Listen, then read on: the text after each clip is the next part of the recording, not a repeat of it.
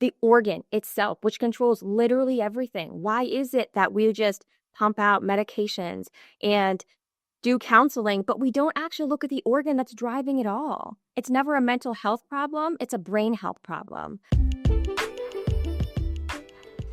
Welcome to the Phase 4 podcast, inspired by Vishen Lakiani and Ajit Nawalkar, co-founders of EverCoach, a division of Vine Valley.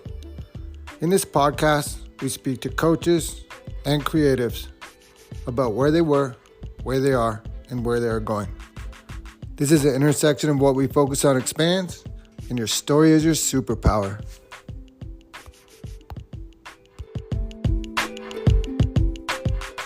My guest today is Amanda Maddalena. She is a peak brain performance coach, registered dietitian. Today we're going to talk about going to the gym. We're going to talk about going to neuro gym. And we're going to talk about how that can both combine to help you create a future that you love and that you desire. And Amanda, welcome to the podcast. Oh, thank you so much for having me. I'm excited. Yeah, I'm so grateful. I always love to just begin with, tell us a little bit more about yourself and how did you end up in this space? All right, we'll try to keep it short and sweet. So I am a licensed brain health practitioner. I also have my master's degree in nutrition science. And so long time ago, I got into bodybuilding. I was an athlete in school and then went to college, and I was in the bodybuilding space for such a long time. Loved it. It served me. But I quickly found that I had lost myself in the whole bodybuilding world with competing. I was put all of my focus on my appearance. And I thought that if I looked a certain way, then I would be happier. I would be healthier. I'd be more confident. Like my life would be miraculously different. And then my career would take off because I had a personal training studio at the time. I was like, this is it. I just got to compete. I got to look really good and my life will change. Well, that did not happen.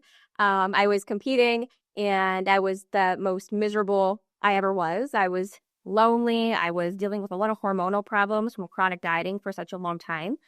So I had to go through my whole healing journey of really finding out who I am. And so that took years, and simultaneously I was building business. And then I had an in-person studio for a while doing consults and doing training. COVID hit and it had pushed us online, which honestly was a blessing in disguise. I was able to focus more on the nutrition piece, which I loved, and a lot of the mindset work. I had gone through my healing journey. I was confident. I was focusing on not just the weight loss piece, but really helping women build confidence and focus on their health. And so I crushed it. I had built a very successful business online, loved it. And in 2021, I actually lost my father to suicide. And that had just propelled me in such a different direction. It changed my whole life. He was the epitome of the health and fitness space. He got me into the weight room. He was a power lifter. He coached me in soccer. We were best friends. And so that to me was like, I got to do more digging. Like, how does this happen? And he ran a small grocery store in my local hometown, and just the stress and the anxiety, the overwhelm, and not knowing how, like not having an outlet to do so and to take care of himself, it was hard and he couldn't handle it. And so he did all of the right quote unquote things. He went to the counseling sessions. He was going and getting different medications. And like I'll tell you, it was just, here's a pill, here's a pill, here's a pill. And that did more harm than good. And so that had led me got that phone call. I was in a dark place for probably a year, and I had a hard time transitioning back into my business because I felt like it was so superficial. I felt like, God, we're bitching about what our bodies look like and carbohydrates and sugar. And there's just I'm like, I can't, this isn't it. This isn't it, because it's so much deeper. And that actually led me down neuroscience and learning about the brain. And I found Dr. Amen, and I went through his practitioner program, and it was just unbelievable. It changed my whole life, looking at, okay, why do we never look at the brain? The organ itself, which controls literally everything. Why is it that we just pump out medications and do counseling, but we don't actually look at the organ that's driving it all? It's never a mental health problem. It's a brain health problem. And so that has led me on my trajectory now today of all my coaching is focused on brain health. And I also have MindSync Solutions, which is a business that goes into companies and corporations to really help employees reduce the stress. Because where do most people spend their time? At work. So how can we integrate this health, this brain health focus inside of businesses and corporations as well? Wow, that is amazing. Okay, so first, I'm sorry about your father. That is the worst thing. Um, I used to take 33 pills a day, and I was in a mobility scooter. And it's like you said, they're just like, here's one pill, and then, oh, that didn't work. Here's another one. Take another one. And that's like, dude, man, when we're taking 22 or 20 pills and they're not working, why are we going to go up to 33? And luckily, I feel very fortunate that I just said no one day and I just changed it. And so I went from a mobility scooter and now I'm running marathons, which is absolutely insane. Amazing. That's amazing. Yeah. And so Dr. Amen, if people don't know, he has this beautiful TED talk, something about what he learned from 80,000 brain scans or something like this. But it talks about all the things we're going to probably, some of them we're going to get into.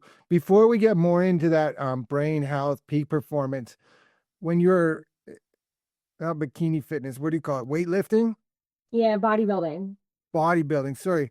So in order to do that, like the nutrition values are messed, right? Like you're starving yourself, then you're not starving, you're overgorging. And so it said you played with your hormones.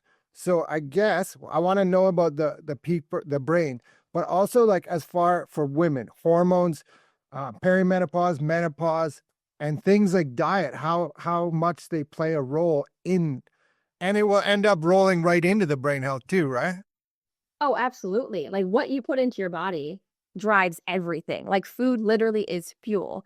And so, especially for women, and again, speaking from my experience as well, is chronic dieting. We often are barely eating anything because there's this stigma in society that we have to look a certain way. Or, for myself, it was like the smaller and the fitter, the prettier, or the more attention, right? We often associate smaller, which is better. And that's just bizarre.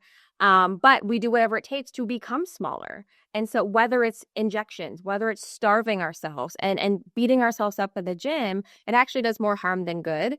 And I actually found I did 28 or 29 weeks of dieting, like hard, super strict. I was in the gym for almost 2 hours a day. I was up at the gym at 4 in the morning, then I would go back. It was wild. And the most extreme, and I competed and I was the leanest I ever was, but I didn't think I was. I was like, oh, that's never enough. It's never enough. But that's the thing, right? When we put all of our focus on what the scale says, or even like money or this get external factors and validations, if that's how we live our life, it's never enough. None of it's ever enough. I was 106 pounds on stage and it wasn't enough.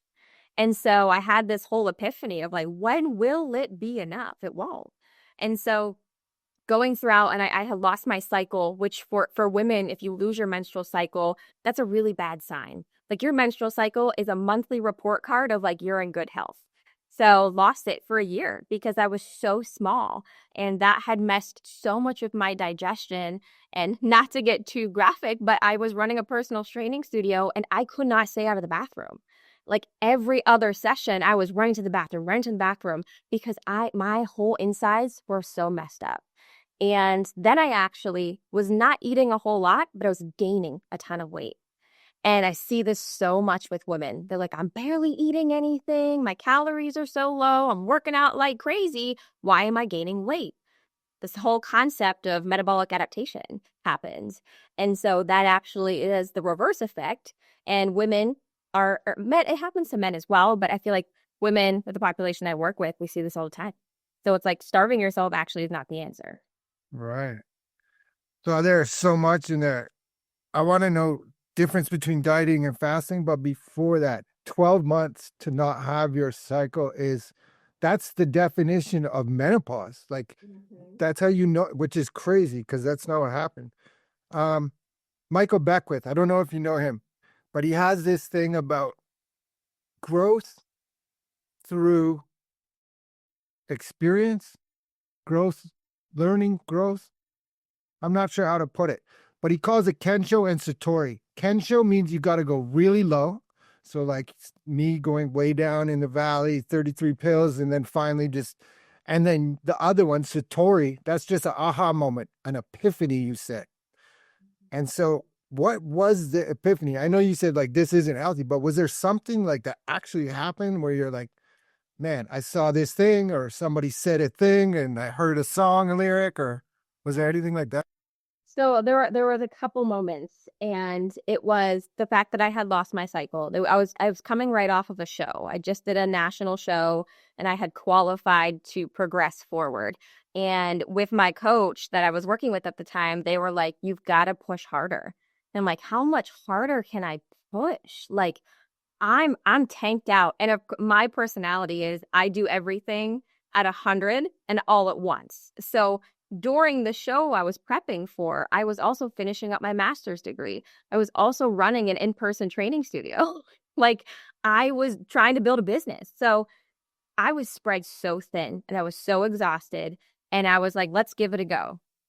I tried it for maybe 2 weeks of pushing a little harder, and my body was rejecting me. That was when I couldn't stay out of the bathroom. That was when I was actually gaining weight. And I'm like, this isn't it. And so was like, I don't know. I was questioning my coach. So I looked for a different mentor. I had a call, but it was more of a spiritual mentor. Little did I know. And they had asked me, they were like, so tell me about you. Like who is Amanda? And I was like, wow. And I went through the list of like, well, I like to work out, I prep my food, I run a gym, and that was it. And they were like, but what do you love? Like, what do you love to do? What are your hobbies? What is your like dreams for life? And I had no answer because that was my life. And my goodness, I was 22, 23. I'm like, how sad. I'm like, this is my life. Like, and so that just flipped the switch. I'm like, I don't want this to be my life. I feel like crap. I'm gaining weight like crazy. My business is not killing it. I'm like, something has to change. And so from there, I was like, I'm done. And I never went back to competing again. Amazing. That's so powerful, right? It's such a weird thing that humans like we have to like face this in order to like say, oh, okay. And the thing about that coach asking you about dreaming, I think part of what happens is no one's ever asked that question. Maybe when you're a little kid, hey, what do you want to be when you grow up, right? But when we turn adults, we don't ask that question. Some of us feel guilty for thinking about it, and we're just supposed to accept what we have and be happy about it. But I'm on a different page of that. Yeah, I completely agree. And it was interesting. I was listening to a podcast the other day, and they were explaining that when we are children, we're often taught to fit in more. Like we want your kids to have friends and fit in and do things. Like, you don't want them to be quote unquote lonely or different, right? But then as you get into, college, being an adult, like you want to be different. You want to stand out, right? So it's this weird shift, which I was like, wow, that actually makes a lot of sense. Wow. Yeah. So I guess I'd like to talk now about brain health and maybe is there ways that you can know that you're neglecting your brain health? And then from there, we'll figure out how to fix it. Yeah, absolutely. So, it's interesting because we often don't think about the organ itself. Like I never did until like we all know like the brains are super important. We all know like neurosurgeons, they're geniuses, right? They know it all. But never actually are we looking at the organ. We're always like, oh, what if your liver or your kidney X, Y, and Z, we measure the blood and you know, we have action steps, but the actual organ itself we don't often talk about or look at, right? So when I found Dr. Amen, and he actually went through and looked at the brain scans that he was providing, and if you look at the images, I mean, it is mind blowing of what a healthy brain is supposed to look like versus an unhealthy brain. And it is miraculously different. And it showcases that the brain can have little indents or holes or trauma essentially, and the trauma doesn't have to be a head injury. Like yes, of course that's one piece, but trauma to the brain can also be caused from toxins, environmental factors, nutrition, poor nutrition, whatever's in our food, excess chronic stress and anxiety, sedentary lifestyle. All of these things affect the organ. And when your organ is affected, you operate differently, right? It just makes sense. And I was, again, this epiphany is like, oh my gosh, why did nobody ever look at my father's brain as he was experiencing so many different character traits that were not him, as we're pumping medications through him, as he's expressing all of these things, we're just giving different concoctions. And what actual doctor just prescribes medication without looking at blood work or the organ or the scan? None of them. None of them. But why does psychiatrist do that? So again, this whole epiphany of like, this needs to be focused on and the awareness brought to it. Wow. Yeah, it's almost unfathomable at this stage, right? You could see maybe 20, 30, 40 years ago, but even I've heard someone on a podcast talking about the muscle, like muscle as an same idea what you're saying about we don't think of it the way like that. You're not taught that in med school or any of these kind of things, but it's fascinating. So things like brain fog, tension, poor sleep, headaches, migraines, fatigue, that's probably not normal. Not not normal at all. Not normal. Even like if like for example, myself, I overthink and can be very much like, let's go. Not I don't stop. I have a hard time shutting it off. Right? That's not necessarily good either, right? We need to have that balance. So what causes that? Well, if we look at the blood flow that goes to different parts of your brain, not to get like too sciencey, but your brain has so many different areas, right? The prefrontal cortex, that's like your CEO, your executive planning. So my blood flow to my prefrontal cortex is very, very, very heightened. So that might mean my emotional center is not getting as much blood flow, right? So that's why I operate the way that I do. So it's really interesting to bring awareness of just your day to day of am I in my own head? Am I comparing myself all the time? Am I creating all these crazy stories in my head that like, where are they coming from? But it's controlling how I operate, right? It could come back to, where is the blood flow going to your brain? Is it hyper focused on maybe your stress and anxiety center? So that's why you can't control the stress and anxiety. So what's something that we can do, maybe naturally boosting that serotonin and dopamine to kind of level out the playing field, right? So different techniques like that to get an understanding of why you operate the way that you do. Yeah. When you're saying that, I'm wondering, like, what are some of those techniques, like getting sun in your face maybe early in the morning or at all? Yeah, yeah. Exercise, getting sun in your face, of course. Your environment. So believe it or not, like of course everything has toxins in that. So you want to really be mindful of your environment, the products that you're using. Nutrition is huge. It is. Let's talk about that. And even as a precursor to that, sugar. Earlier, you said something about the brain, the stuff we're putting in, and it's so like now we know what do you call it, like type 3 diabetes, right? Alzheimer, but it's because of sugar and it's because of sugar in the brain. Yeah, absolutely. So eating a lot of processed foods puts you at a higher risk of everything. Like think about it. It's processed. There's going to be so many additives in it. And if you don't know nor understand what the additive is, you probably shouldn't put it in your body. Like just keep it simple.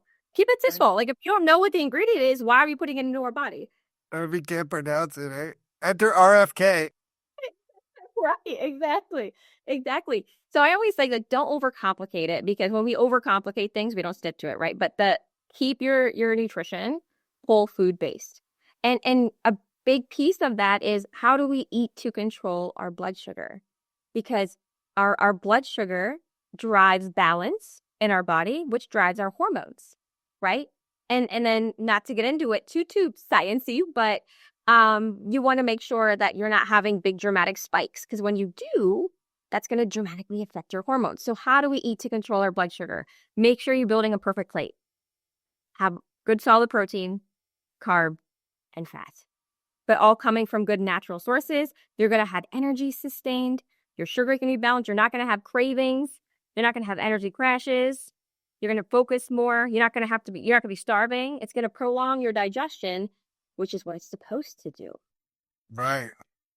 And so I have a question about fasting as far as everything you just said, because that's a different element. A lot of people I know fasting.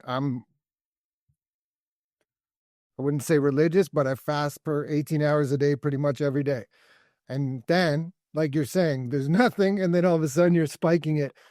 Um, and so how does that play into it? Or I guess what kind of meals would you eat maybe? Or what do you think about? Sure. I think fasting helped me heal my gut when I was dealing with a lot of hormonal imbalances and I was having a lot of GI problems.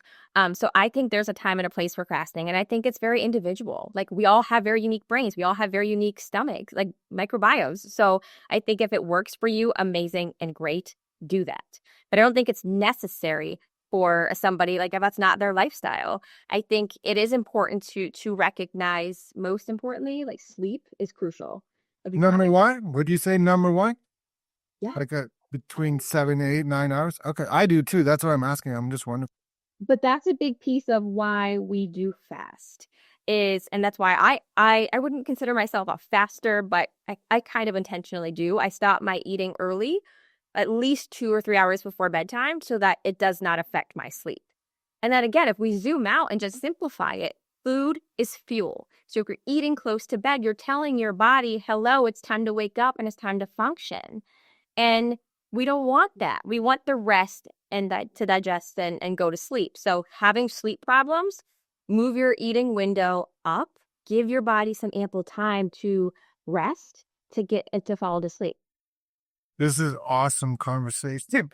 Gut health, you just mentioned it there. And so I know brain health is your thing. You mentioned gut health. What do you know about the vagus nerve? What do I know about the vagus nerve and in what regard? I guess just a conversation going on between the brain, the gut. That's always happening there. You said sedentary earlier, so if we're always sitting down, crunched like this, we're not getting the proper blood flow. We're not getting circulation, and just how important is gut health? I know we are talking about brain health. That's your area of expertise, but gut health comes into it. Well, it's all connected. It is all connected. So if we prioritize the health of our brain, because our brain is going to send the signals of, hey, I'm hungry. Hey, my sugar's low. Hey, that like they're connected. Your brain, they call it your stomach, like your second brain, because they are constantly intertwined. Because again, food is fuel. So you're putting food into your body, and then it's like, hello, we're alert, we're ready to do whatever we need to do throughout the day. So it's so important. And that's why what you eat, I would say nutrition, most people think it's the hardest thing to do, but if we keep it simple and recognize that it's fuel, your brain is going to work better, your stomach is going to be better, right? So it is all connected.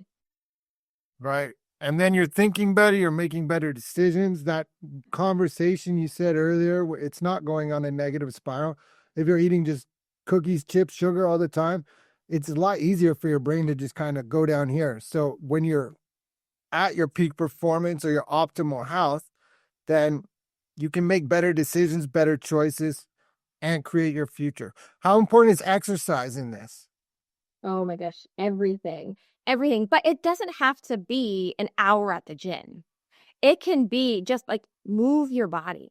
It can just be simple walks, like integrating walk, or I have a standing desk so that I'm moving a little bit more. It does not have to be like people always associate working out as like this chore. And if you love it, which I do, it's always been a part of my life, then great.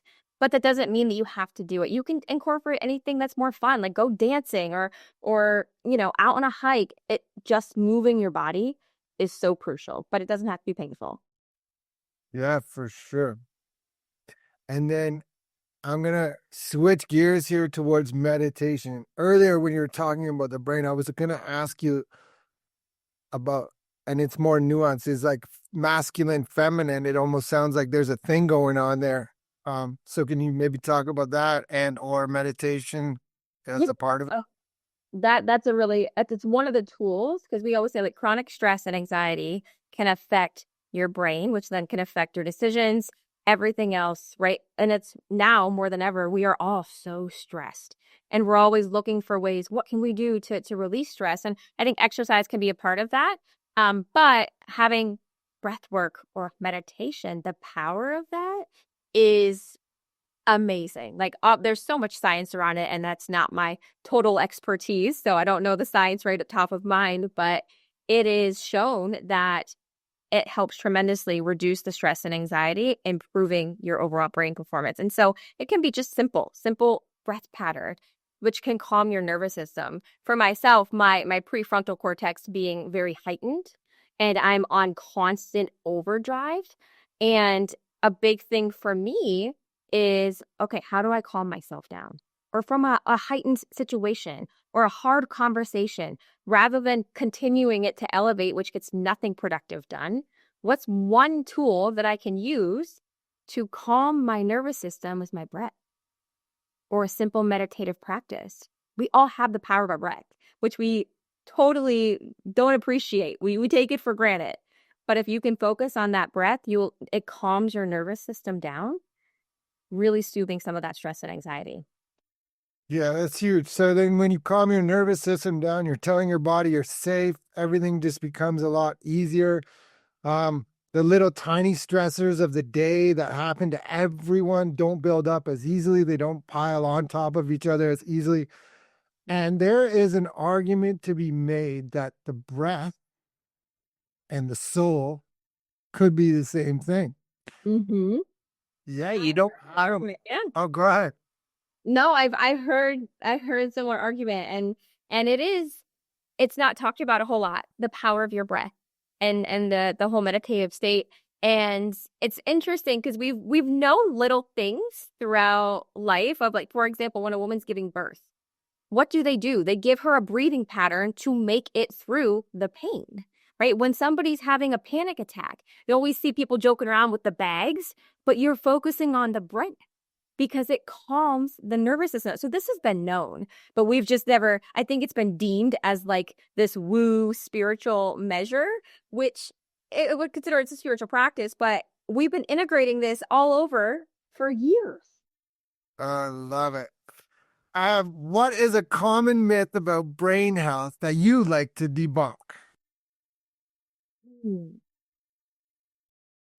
That's a great question.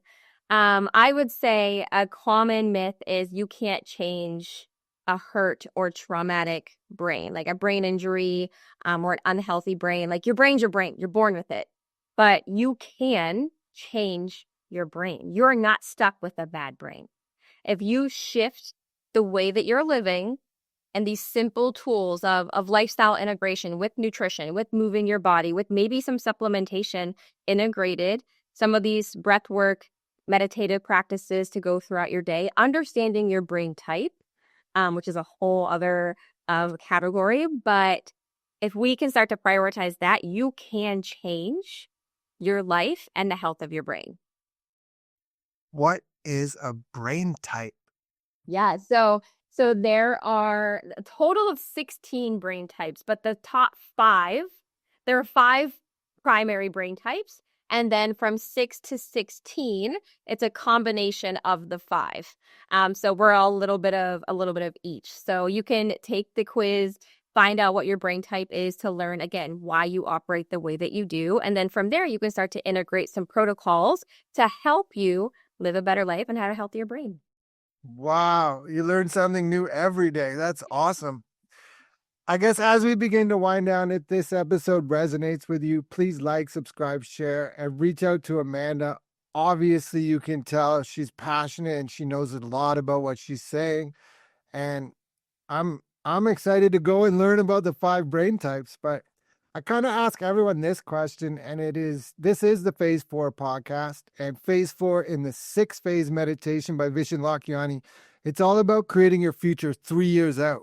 So where is Amanda 3 years from today?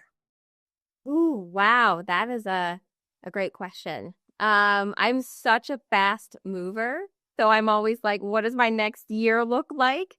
But I would say 3 years from now, I will be making 3 times, 4 times, 5 times the impact, being in bringing these practices, not just consulting, but into bigger corporations all around America, to start really changing the trajectory of life at work, because we spend majority of our times at work. And so my goal is to impact, bring the awareness, focus on brain health so that there's nobody else telling stories about losing somebody that they love to suicide. Yeah.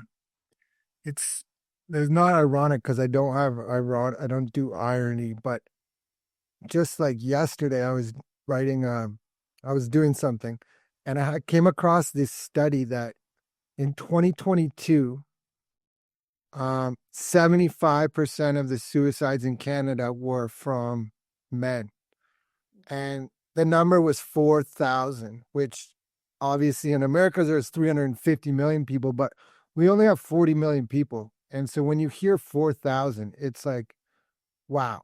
And it's just shocking. And that was between the ages of 18 and 39.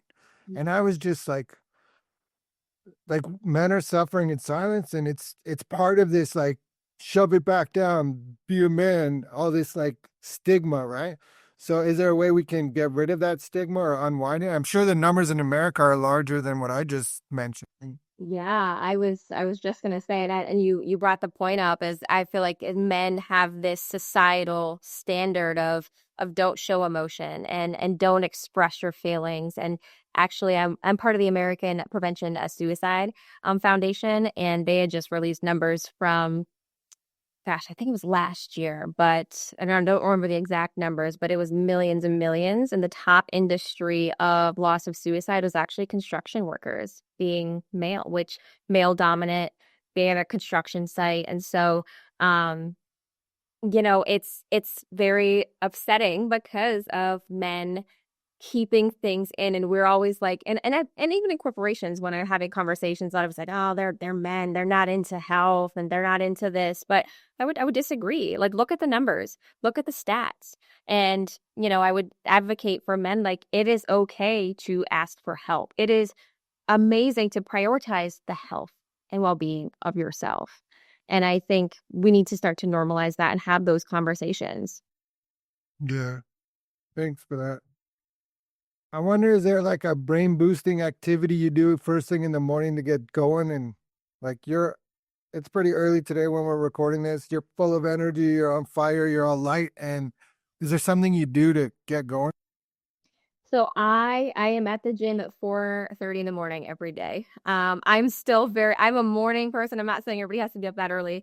But with the amount of time and meetings, that's the time I can go. But I don't always want to go. It's just a matter of that you don't always want to, but you do it. And I do it from a sense of my headspace, because I know, for me, doing something for me, moving my body first thing in the morning, and I always tell myself I'm going to have a great day, because then your brain starts to look for proof all throughout the first thing in the morning. I'm going to have a great day.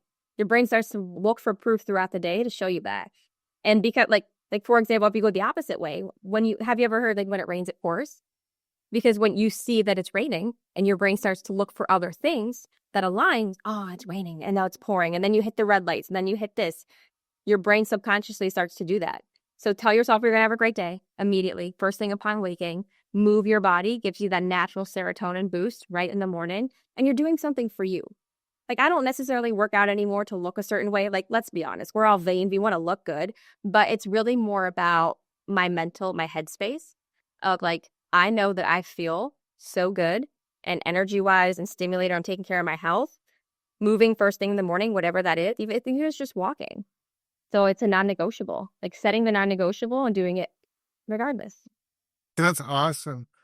I'm gonna ask you about other non-negotiables, but if your chronotype is not owl, then if you are an owl, don't listen to this. But for everyone else, try to get up early and try to do those things for yourself before the busyness of the day, before everyone. I get up at 5 a.m. every day, and it's the same thing. It's like I got to get all these small little wins, affirmations, reading, running, exercise, whatever it is, before everyone else wakes up. So that, yeah, because we're so busy, you, it seems like as well, that you can go and serve people with a clear head and with a brain that is performing at its peak. Absolutely. Absolutely. Set yourself up for success. And moving your body, you never regret it. Even if it was a quote unquote bad workout, you always feel better just moving your body, just moving the energy throughout your body.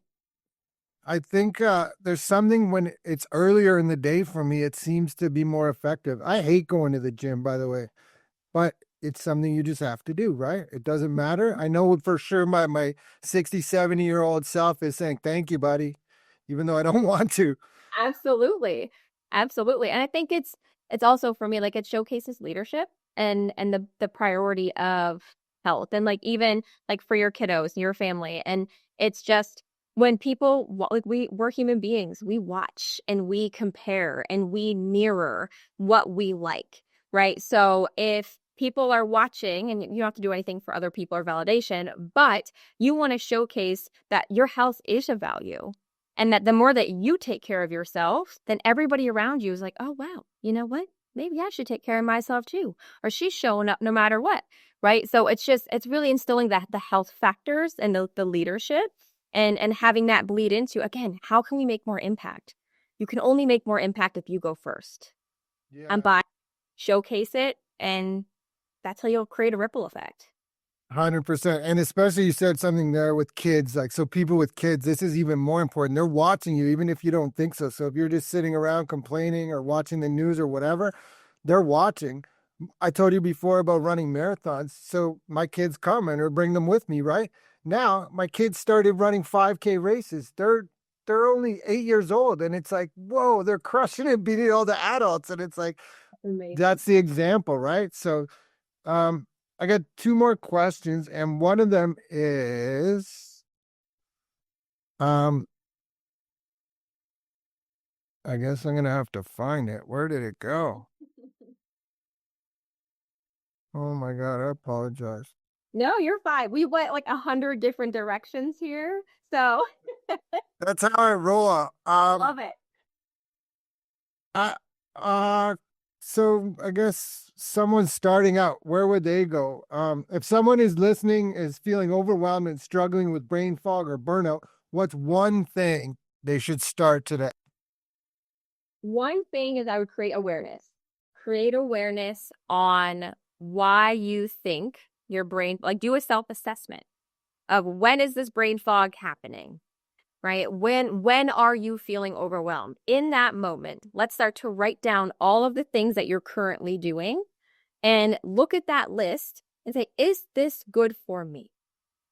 Simple. Sounds silly, but when you write out everything that you're doing throughout your day, and if you're looking at the list and it has the news and scrolling social media, if you ask yourself, is this good for my brain? Probably not. Is this benefiting my goals or my career, what I'm trying to achieve? Well, probably not. Right. So if the simple question, asking that and then start to course correct, right? One thing at a time. Don't try to change everything at once because we all know that doesn't work.